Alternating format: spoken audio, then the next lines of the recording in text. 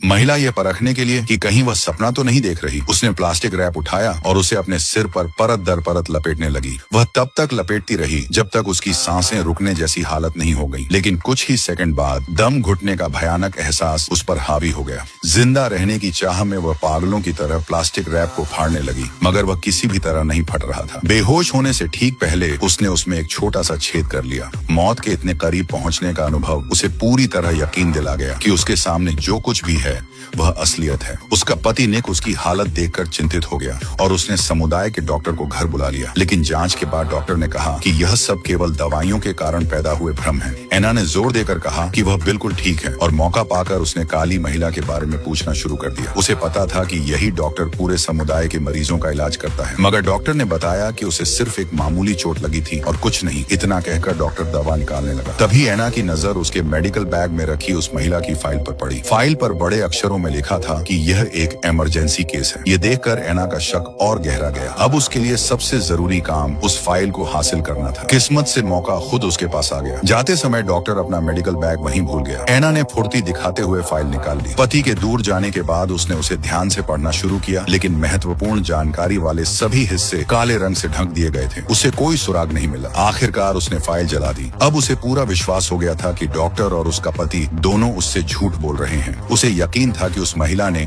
जरूर कोई बड़ा राज पता कर लिया था, जिसकी वजह से उसे चुप करा दिया गया। कुछ समय बाद उसके पति का प्रजनन दिन आया। पूरे समुदाय के लोग उसे बधाई देने पहुंचे। चारों तरफ खुशी का माहौल था, लेकिन एना के मन में बेचैनी भरी हुई थी। अब पूरा समुदाय उसे डरावना लगने लगा था। तभी उसने डॉक्टर और मालिक फ्रैंक को आपस में फुसफुसाते देखा। उस महिला की याद फिर उसके दिमाग में घूमने लगी। भावनात्मक रूप से टूट चुकी एना ने घर लौटने की जिद की, लेकिन निक किसी भी हालत में समारोह के बीच से नहीं जाना चाहता था। जब उसका पति मंच पर अजीब सा हास्यपूर्ण नृत्य करने लगा तो घुटन महसूस कर रही एना चुपचाप वॉशरूम में चली गई। उसकी सहेली भी उसके पीछे पीछे अंदर आई और उसकी चिंता जताई। बहुत समय से अपने मन की बात दबाए बैठी एना को आखिर किसी से बात करने का मौका मिला। उसने उस महिला की घटना और उत्तर दिशा के रेगिस्तान में हो रही अजीब गतिविधियों के बारे में सब कुछ बता दिया। फिर उसने अपनी सहेली से उसके साथ जांच में शामिल होने के लिए कहा, लेकिन उसकी सहेली को लगा कि एना पूरी तरह पागल हो चुकी है। उसने कहा कि आज निक के लिए इतना खास दिन है और एना जश्न मनाने के बजाय बेकार की बातें कर रही है। वह गुस्से में बोली, आखिर तुम चाहती क्या हो? इतना कहकर वह जोर से दरवाजा बंद करती हुई बाहर निकल गई। समारोह खत्म होने के बाद सभी लोग निक को बधाई देने के लिए एना के घर इकट्ठा हो गए। एना रसोई में खाना बनाने में व्यस्त थी कि तभी फ्रैंक अकेले उससे मिलने आ पहुंचा। उसने बिना किसी घुमाव फिराव के कह दिया कि पूरा समुदाय एक बड़ा धोखा है। इतना ही नहीं, उसे यह भी पता था कि एना ने मेडिकल फाइल चुराई थी और अपनी सहेली से क्या क्या बातें की थी। यानी उसकी सहेली पहले ही उसकी मुखबिरी कर चुकी थी। फ्रैंक ने कहा कि उसे एना जैसे लोग पसंद हैं जो व्यवस्था के खिलाफ खड़े होने की हिम्मत रखते हैं। उसके आत्मविश्वास से साफ था कि उसे अपनी योजना पर पूरा भरोसा है, लेकिन एना डरने वालों में से नहीं थी। रात के खाने के दौरान वह जानबूझकर फ्रैंक के सामने जाकर बैठ गई। अचानक उसने वहां मौजूद एक पति पत्नी से पूछा कि उनकी मुलाकात कैसे हुई थी। हैरानी की बात यह थी कि सभी का जवाब बिल्कुल एक जैसा था। सबने कहा कि वे एक ही ट्रेन में मिले थे और उनकी प्रेम कहानी का हर छोटा बड़ा पल भी समान था। यह अजीब संयोग देखकर सभी लोग असहज हो गए। जब माहौल हाथ से निकलने लगा तो फ्रैंक ने आखिरकार अपना असली चेहरा दिखा दिया। उसने कहा कि एना भी उस काली महिला की तरह प्रतिबंधित क्षेत्र में गई थी, इसलिए उसे भ्रम और वहम होने लगे हैं। उसने यह भी कहा कि यह जगह किसी स्वर्ग से कम नहीं है। उसकी बातों का असर लोगों पर होने लगा। धीरे धीरे सभी का शक खत्म हो गया। अब एना चाहे जितनी सफाई देती, बाकी लोगों की नजर में वह सिर्फ एक पागल औरत थी। फिर भी एना ने हार नहीं मानी और सबको सच्चाई बताने की कोशिश करती रही। तभी फ्रैंक की पत्नी अचानक भड़क उठी। वह गुस्से में एना को एहसान फरामोश कहने लगी। उसने कहा कि उसका पति उसे इतनी शानदार जिंदगी दे रहा है, फिर भी वह संतुष्ट नहीं है और अब सबके सामने उसकी बदनामी कर रही है। इतना कहकर वह गुस्से में वहां से चली गई। इसके बाद बाकी मेहमान भी एक एक करके घर छोड़ने लगे। निक का गुस्सा 7वें आसमान पर था। एक शानदार जश्न पूरी तरह बर्बाद हो चुका था और कई वर्षों से जिस प्रमोशन का वह इंतजार कर रहा था वह भी हाथ से निकलता दिख रहा था। लेकिन एना को अब प्रमोशन या करियर की कोई परवाह नहीं थी। वह रोते हुए अपने पति से विनती करने लगी कि वे दोनों यहाँ से भाग चलें। इस डरावनी जगह पर वह एक पल भी और नहीं रह सकती थी। पत्नी को इस हालत में देखकर आखिरकार निक मान गया। एना तुरंत निकलना चाहती थी, लेकिन जैसे ही दोनों कार में बैठे निक ने स्टीयरिंग व्हील को कसकर पकड़ लिया और चुपचाप बैठा रहा। वह लगातार एना से माफी मांगता जा रहा था। एना कुछ समझ पाती उससे पहले ही 2 सुरक्षा गार्ड वहां आ पहुंचे। उन्होंने बिना कुछ कहे उसे पकड़ लिया। एना मदद के लिए चीखती रही और अपने पति से उसे बचाने की गुहार लगा लगाती रही, लेकिन निक सिर्फ उससे माफी मांगता रहा। स्पष्ट था कि वह उसका साथ छोड़ चुका था। करियर और प्यार के बीच निक ने आखिरकार अपने करियर को चुना। कुछ ही पलों में एना को घसीट कर ले जाया गया। उसे एक ऑपरेशन टेबल पर बांध दिया गया, जहां उसकी याददाश्त मिटाने की तैयारी की जा रही थी। लेकिन जैसे ही मशीन उसके माथे से जुड़ी तो दबाई गई यादें अचानक बाढ़ की तरह लौटने लगी। यादों में एना एक बेहद कुशल डॉक्टर थी। वह दोनों की जिंदगी चलाने के लिए दिन रात मेहनत करती थी। दूसरी ओर निक एक बेरोजगार और गैर जिम्मेदार व्यक्ति था, जो अपना साधारण जीवन भी ठीक से नहीं संभाल पाता था। वह हर दिन घर पर बैठा एना के लौटने का इंतजार करता और चाहता कि वह उसकी हर जरूरत पूरी करे। निक की असुरक्षा की भावना इतनी बढ़ चुकी थी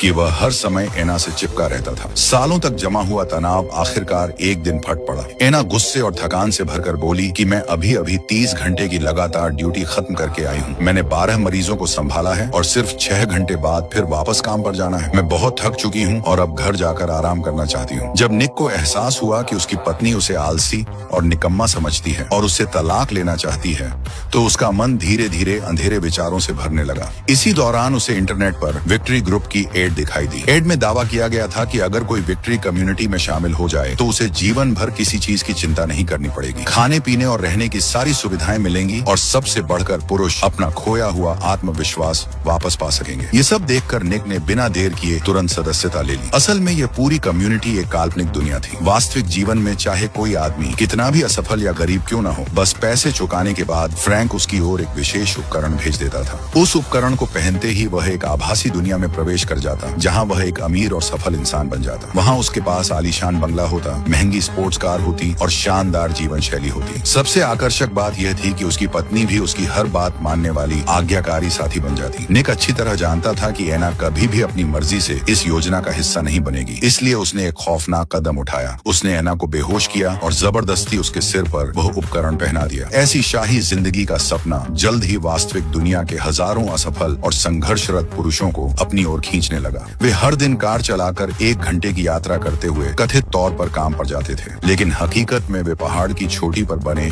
सर्वर स्टेशन तक पहुंचकर वर्चुअल दुनिया से लॉग आउट करते थे। उन्हें ऐसा इसलिए करना पड़ता था ताकि वास्तविक दुनिया में अपनी पत्नियों को खाना और पानी दे सकें और उनके शरीर को भूख प्यास से मरने से बचा सकें। साथ ही वे सिस्टम की मेंटेनेंस फीस भी समय पर जमा करते थे। फिर रात होते ही वे दोबारा उपकरण पहनकर उस नकली दुनिया में लौट जाते और झूठी खुशियों में डूबे रहते। दूसरी तरफ जिन महिलाओं को इस साजिश में फंसाया गया था, उन्हें इस सच का बिल्कुल भी पता नहीं था। एना ने भले ही कुछ समय के लिए अपनी याददाश्त वापस पा ली थी, लेकिन डॉक्टरों ने जल्द ही उसकी स्मृतियां फिर से मिटा दी। कई दिनों तक चले मेमोरी इरेज उपचार के बाद लगभग फैक्ट्री रीसेट हो चुकी एना को दोबारा उसी कम्युनिटी में भेज दिया गया। अब वह फिर से वही जीवन जी रही थी जो उसके पति ने उसके लिए तय किया था, लेकिन कभी कभी कुछ छोटी छोटी घटनाएं उसके दिमाग में दबी हुई यादों को जगाने लगती थी। धीरे धीरे एना फिर से अपनी पुरानी दिनचर्या में ढल गई। हर दिन वह अपने पति को काम पर जाते देखती, समय पर घर की सफाई करती और नियमित रूप से योगा क्लास में जाती। उसे लगने लगा था कि शायद अब उसे पूरी जिंदगी इसी नकली दुनिया में बितानी पड़ेगी। लेकिन एक दिन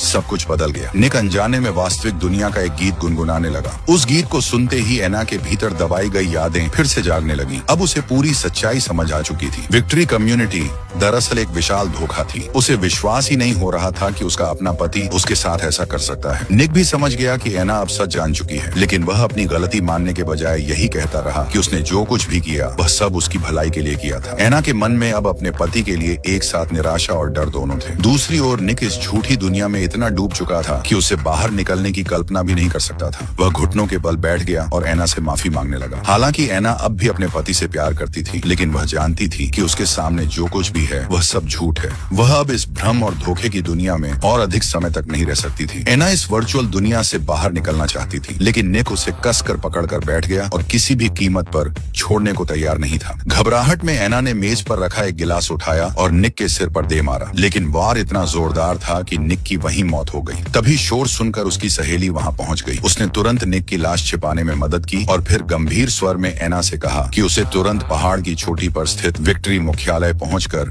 सिस्टम से लॉग आउट करना होगा, क्योंकि इस वर्चुअल दुनिया में अगर किसी की मौत हो जाए तो वास्तविक दुनिया में भी उसका शरीर मर जाता है। अब जब निक कम्युनिटी के भीतर मर चुका था तो फ्रैंक निश्चित रूप से एना को नहीं छोड़ेगा। तभी खुलासा हुआ कि उसकी सहेली को पहले से ही इस कम्युनिटी का सच पता था। एना ने उससे साथ चलने और भाग निकलने की विनती की, लेकिन उसकी सहेली ने मना कर दिया। उसने कहा कि यह उसका अपना फैसला है। वास्तविक दुनिया में उसका बच्चा अब इस दुनिया में नहीं रहा था, जबकि यहाँ इस आभासी दुनिया में वह अब भी खुद को एक माँ के रूप में महसूस कर सकती थी। अब एना के पास भागने के अलावा कोई रास्ता नहीं बचा था। जैसे जैसे उसकी याददाश्त लौट रही थी, वैसे वैसे इस वर्चुअल दुनिया का सिस्टम भी गड़बड़ाने लगा था। एना तेजी से अपने पति की कार में बैठी और वहाँ से निकल गई। जब निक का एक दोस्त उसे रोकने की कोशिश करने लगा तो उसकी सहेली समय रहते सामने आ गई और उसे उलझा लिया। इस मौके का फायदा उठाकर एना पूरी रफ्तार से वहाँ से भाग निकली। उधर फ्रैंक को अलार्म की सूचना मिल चुकी थी। उसने तुरंत अपने लोगों को एना के पीछे भेज दिया। कुछ ही देर में सुरक्षा गार्ड उसकी कार तक पहुंच गए और बार बार उसकी गाड़ी को टक्कर मारने लगे। खतरा और बढ़ गया जब डॉक्टर अपनी कार लेकर उसके रास्ते में आकर खड़ा हो गया, लेकिन एना पीछे हटने वाली नहीं थी। उसने एक्सीलेटर पूरी ताकत से दबाया और सीधा सामने वाली कार में टक्कर मार दी। तीनों गाड़ियां नियंत्रण खो बैठी और आपस में भिड़ गईं, लेकिन पीछे से और भी कई लोग उसका पीछा कर रहे थे। लगातार हो रही घटनाओं और गड़बड़ियों के कारण वर्चुअल दुनिया का पूरा सिस्टम